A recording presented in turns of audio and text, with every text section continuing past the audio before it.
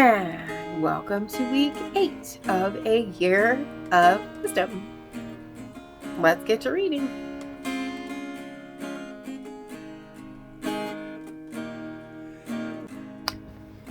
Day 52. Job 30. But now they mock me, men younger than I am, whose fathers I would have refused to put with my sheepdogs. What use to me was the strength of their hands? Their vigor had left them. Emaciated from poverty and hunger, they gnawed the dry land and the desolate wasteland by night. They plucked mallow among the shrubs, and the roots of the broom tree were their food. They were expelled from human society. People shouted at them as if they were thieves. They're living on the slopes of the wadis, among the rocks and in holes in the ground. They bray among the shrubs. They huddle beneath the thistles. Foolish men, without even a name, they were forced to leave the land. Now I am mocked by their songs. I've become an object of scorn to them. They despise me and keep their distance from me. They do not hesitate to spit in my face. Because God has loosened my bowstring and oppressed me, they have cast off restraint in my presence. The rabble rise up at my right. They trap my feet and construct their siege ramp against me. They tear up my path. They contribute to my destruction without anyone to help them. They advance as through a gaping breach. They keep rolling in through the ruins. Terrors are turned loose against me. They chase my dignity away like the wind, and my prosperity has passed by like a cloud. Now my life is poured out before my eyes, and days of suffering have seized me. Night pierces my bones, but my gnawing pains never rest. My clothing is distorted with great force. He chokes me by the neck of my garment. He throws me into the mud, and I have become like dust and ashes. I cry out to you for help, but you do not answer me. When I stand up, you merely look at me.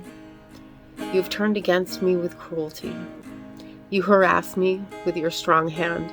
You lift me up in the wind and make me ride it. You scatter me in the storm. Yes, I know that you will lead me to death, the place appointed for all who live. Yet no one would stretch out his hand against a ruined man when he cries out to him for help because of his distress.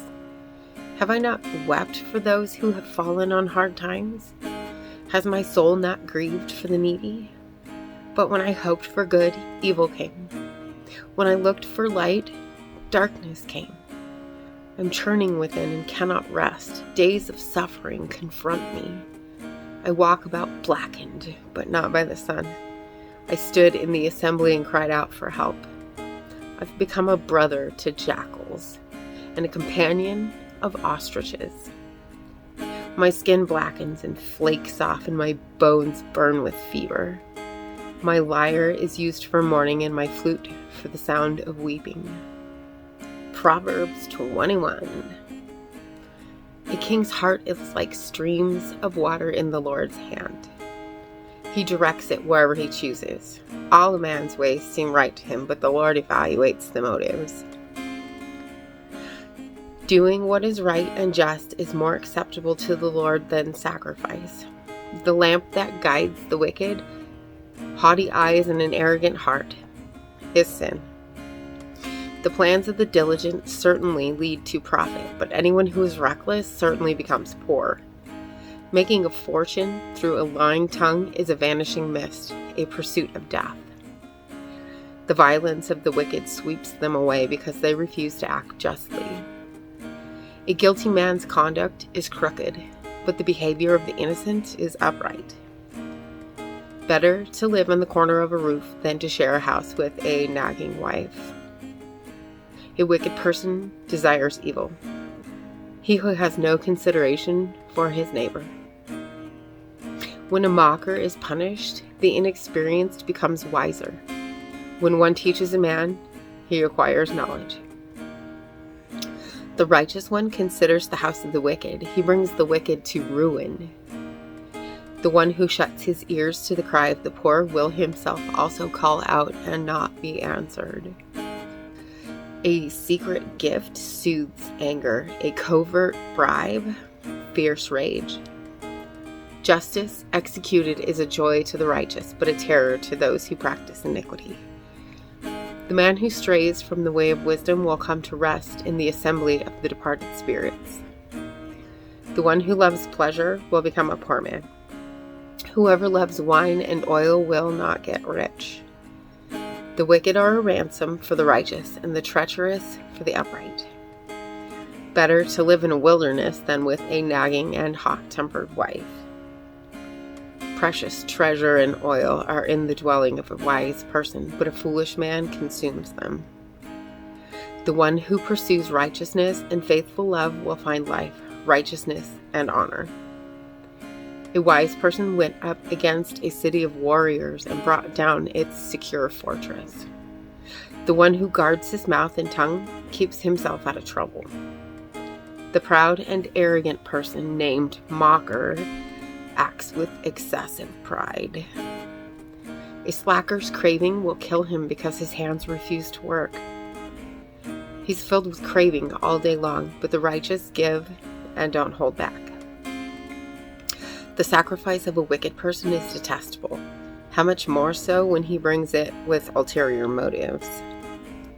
A lying witness will perish, but the one who listens will speak successfully.